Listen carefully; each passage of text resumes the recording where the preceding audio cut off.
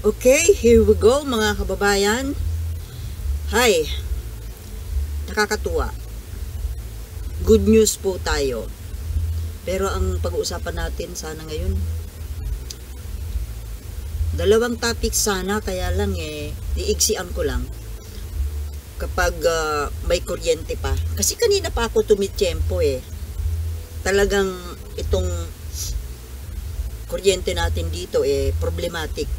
Ngayon, ano po ba ang sinasabi ko na good news? Ito nga po, ngayon lang po, breaking news kumbaga, na ito pong si Banban Mayor Alice Guo ay finally sinuspindi na po. Pero hindi pa po tapos yan Suspended pa lang. Suspended for 6 months. Sinuspindi po ng ombudsman. Kasi nga po, 'di ba, she is under investigation dito sa mga kung ano-anong mga kinasasangkutan niya, mga mga depekto sa kanyang mga question sa kanyang identity, mga dokumento, involvement sa illegal na mga hanap buhay, etc. etc. Ngayon, kung makikita po natin kasi doon sa Senado, yung mga hearing po is ongoing. Matagal pa po yan. Matagal pa yan. Pero bakit hindi pa tapos ang hearing sa Senado? Nasuspindi na. Well, hindi naman po kasi Senado ang nagpasuspinde, kundi yung ombudsman. Kasi, kumbaga, doon po yon ang judgment. Kasi nga, siya, government official, so doon. At ang nag-imbestiga ay yung DILG. Kaya kumbaga, doon sa DILG, na-convict na nila na nagsisinungaling. Pero dito sa Senado, marami pang mga matagal pa ang lalakbayin, kumbaga. Iba naman po kasi iba naman ang purpose dito sa Senado, no? Sa Senado po kasi, nag-iipon sila ng mga ebidensya, mga datos, para pagbasihan nila ng gagawing batas, mga bagong batas. Kagaya halimbawa, dapat magkaroon ng batas tungkol sa mga very lax na issuance ng mga government documents kagaya ng birth certificate. Kasi kapag hinayaan po yan na ganyan-ganyan lang at maraming nababayaran, kailangan po yan magkaroon ng mabigat na parusa. Yung mga nai-involve dyan, mga opisyal ng gobyerno, mga dyan sa PSA, mga ahensya na involved sa pag-i-issue ng mga pertinent government documents like this, mga certificates, birth certificates, marriage certificates, mga passport, visa, di ba? Ano nang involved dyan? DFA. Ngayon naman, sa mga entry naman pagpasok ng mga foreigners dito sa atin, ay dyan sa immigration naman. Actually, marami. Kabit-kabit Nandiyan dyan po ang kapulisan, mga na-involved dito sa kaso ni Alice Guo, even PAGCOR, marami pong ahensya. Kaya, sa ngayon, as of now, medyo yun pa lang ang malinaw sa ngayon, yung tungkol sa mga pag-i-issue ng mga importanteng documents like birth certificates. So ngayon nga po, ako ay natutuwa kasi kumbaga kahit papano nakikita natin na gumagalaw po ang mga ahensya ng gobyerno. Nakikita natin na may tinrabaho sila. Actually, ito po ang isa sa ninanasa ko na mangyari. Pero ito po, kailangan pa rin itong subaybayan. Baka ngayon suspended pa lang. Pero pwede, baka mamaya po niyan may mangyari na namang mga hokus-pokus dyan. Baka na naman when money talks na naman yan. Kasi 6 months lang po 6 months lang na suspension. Hanggang hindi tapos ang investigation kay Alice Guo. And then, after 6 months, paano kung napatunayan na nakagawa na naman sila ng mga kabalbalan dyan na pinatunayan, Pilipino pala. O di makakabalik siya sa posisyon niya. Makakatakbo pa siya. Makakatakbo pa siya sa susunod na eleksyon. And what more? Baka susunod na mga eleksyon mas mataas pa. Kaya kailangan po talaga itong sample na ito. Kailangan may mangyari dito na ikatutuwa ng taong bayan. Ngayon, sa isang report pa nga po, yung magulang daw nito ni Alice Guo, yung ama at saka yung pinagsususpetsahan na ina, umiska po na. Lumayas na. Siyempre, saan pa naman yung ibang pupunta? Di sa China. Dahil mga Chinese sila Kaya lang, lalo na po ito, paano kung, say for example, naging mabuting trabahante natin itong mga involved sa pag-iimbestiga na talagang sana kung talagang magiging totoo lang sa trabaho ang mga nasa gobyerno natin, pwede pa itong makasuhan si Alice Guo. Pwede siyang makasuhan, pwede pang makulong. Sa bakit? Bakit? Anong mga kasalanan? Ang dami mga kababayan, di ba? Pagsisinungaling, falsification of documents, yung birth certificate, ang daming kasinungalingan. Mayroon pang graft and corruption dahil dyan sa pagkaka-involve niya sa Pogo dyan sa kanya mismong bayan na nasa likuran lang ng kanyang opisina. Yung kanyang involvement dyan sa Pogo na yan, na maraming illegal at maraming ginagawang krimen. Kaya magiging mabigat po yan.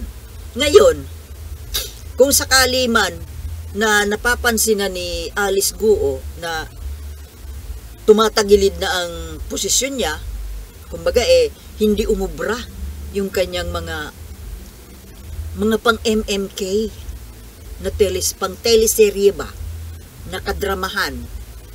Yung lumaki po ako sa farm. Lumaki ako sa farm. Ako ang talagang legit na lumaki sa farm. Nagpakain ng baboy, nagtanim ng kamatis at kamote. Would you believe? Nagtanim ng palay, nag-ani ng palay. All around. Lumaki ako sa farm. Hindi drama. Now, yung sinasabi ko nga po kanina na what if talagang naging matino po ang ating mga taga-gobyerno at talagang nasampulan itong si Alice Guo na sana nga po, pero mga kababayan, baka kailangang ipagnobena natin ito. Kasi what if umandar na naman yung when money talks? Lalo pa na malapit ng eleksyon. Pero magiging magiging malaking issue yan kapag si Alice Guo ay ginawa nilang Pilipino na makatakbo uli at sa susunod baka maging congressman pa. Di ba? Mamaya niyan, pati na yung magulang niya, naging Pilipino na rin.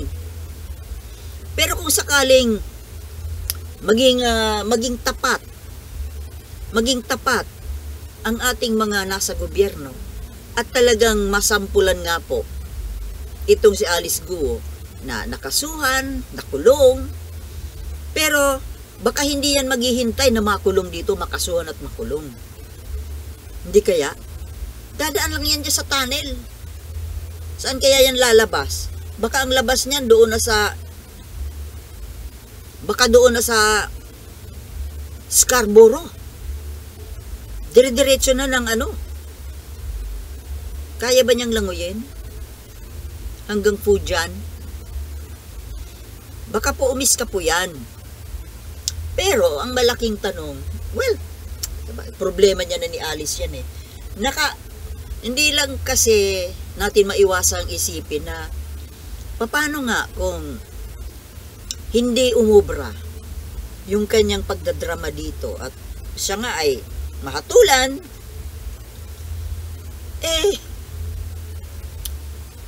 makakauwi kaya siya ng China? Di ba?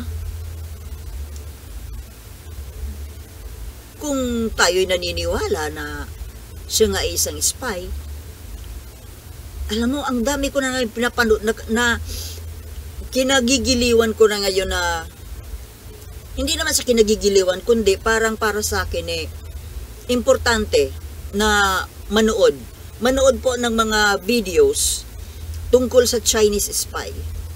Kagabi nga pinanood ko yung Chinese spy sa Australia. Alam niyo, dapat po manood po tayo ng mga ganon para malaman natin, makilala natin kung baka mamaya ang kaharap natin ay spy na. Pero alam niyo, doon sa napanood ko tungkol sa mga Chinese spy, hindi po lahat ng spy ay talagang susunod sa utos. Kagaya nung napanood ko nga po. At marami pong mga Chinese, mga matitinong Chinese na nagtatago overseas. Tumakas sa China kasi hinahunting sila. Gusto silang patayin. At gusto silang itong trabaho ng mga spy na ito ay trabaho nila na mapabalik sa China yung mga tumakas na kalaban ng gobyerno para patayin. Patayin or ikulong. Dalawang bagay lang. Kaya kumbaga, marami din po na matitinong mga Chinese, mga karaniwang Chinese citizens na hindi rin nila nagugustuhan yung pamamalakad ng communist government nila. Kaya nga, tumatakas sila, lumalabas sila ng bansa, nagtatago sila sa mga bayan, mga bansa na medyo safe sila. At doon itinutuloy nila yung kanilang cause, yung pagre-rebelde, yung pagbubulgar sa mundo ng mga hindi magagandang plano nitong China. So, minsan nakakaawa din po yung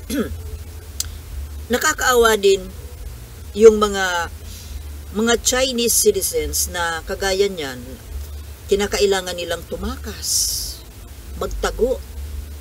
Pero mahirap pong tumakas or magtago mula sa gobyerno nila dahil napakalawak na pala ng network ng communist China. Kayang-kaya silang huntingin kahit saan man silang lupalop ng mundo. Sa dami ng ginagastusan po talaga ng China Ginagastusan. Kasi nga, ang ang ultimate goal ng China is world domination. Kaya sa lahat ng bansa, mayroon silang spy. Kaya, imposible ba na mayroon tayong mga spy dito sa loob? At yan, isa na yan si Alice Guo. Kung Amerika nga, mga advanced na bansa, Amerika, United Kingdom, Canada, Australia, kung sila nga napapasok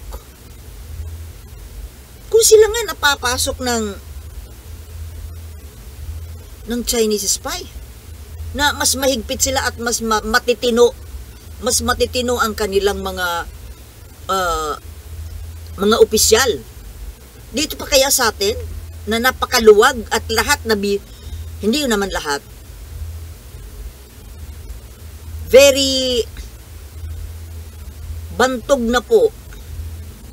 Kabisado na ng China na marami sa mga Pilipino, karaniwan mang mamamayan or mga opisyal ng gobyerno, mga pulis, mga nasa gobyerno, ay nabibili, nababayaran. Yun lang po talaga ang pinakakalaban natin. Hindi po kasi nagkakaisa eh. Walang pakialam. Yung mga nababayaran na yan, wala po silang pakialam. Wala silang pakialam kung masakop tayo ng China. Walang pakialam kung maagawan tayo ng teritoryo, ng bansa. Basta sila busog. Makasarili, mga kababayan. Yun ang problema sa mga ilang kababayan po natin. Nabibili. Yun po ang problema. Ngayon, ito nga po, balik tayo kay Alice Guo. Sana nga po magtuloy-tuloy na to. Sana makasuhan siya nang sa ganon, kasi hindi lang po ito sa Bamban meron eh. Sigurado yan, hindi lang sa Bamban Tarlac ang mayroong Alice Guo. For sure.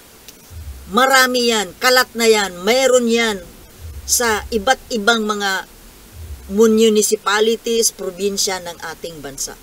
Kahit nga Pilipino eh. Tingnan mo yan dyan sa Cagayan, yung governor ng Cagayan, di ba? Pilipino yan. Pero nagsisilbi sa China. O dito na lang sa atin, sarili natin wag na tayong lumayo, dyan lang sa Senado. Ilan ang mga pro-China dyan? Kaya, kuy daw tayo. Ultimong presidential sister eh. Biruin mo yun mga kababayan. Ang hirap paniwalaan. Ultimong kapatid ng Pangulo, pro-China. Sobrang kawawa po ang karaniwang Pilipino kung ganito po ang mga opisyal natin. Kaya sa darating na eleksyon mga kababayan, ngayon sa tingin ko po, parang mas makabayan po, hindi tayo ipapahamak ng mga kandidato na galing po sa partido ng Dilawan, liberal. Oh. Tingnan mo, Di bale, tapusin ko na po ito kasi baka bigla na namang mawala ang kuryente. Yan nga oh, may naririnig kayong background music. May sayawan na naman kasi. Yan ang minsan isang cause ng pagkaka-brown out kasi ang lakas umatak ng kuryente. Okay mga kababayan, hanggang dito na lamang po. Gusto ko po itong ma-post ngayon eh. Okay? Maraming salamat sa panonood. Ito po ang inyong kaibigan, Sultana de Manila. Good evening. Peace.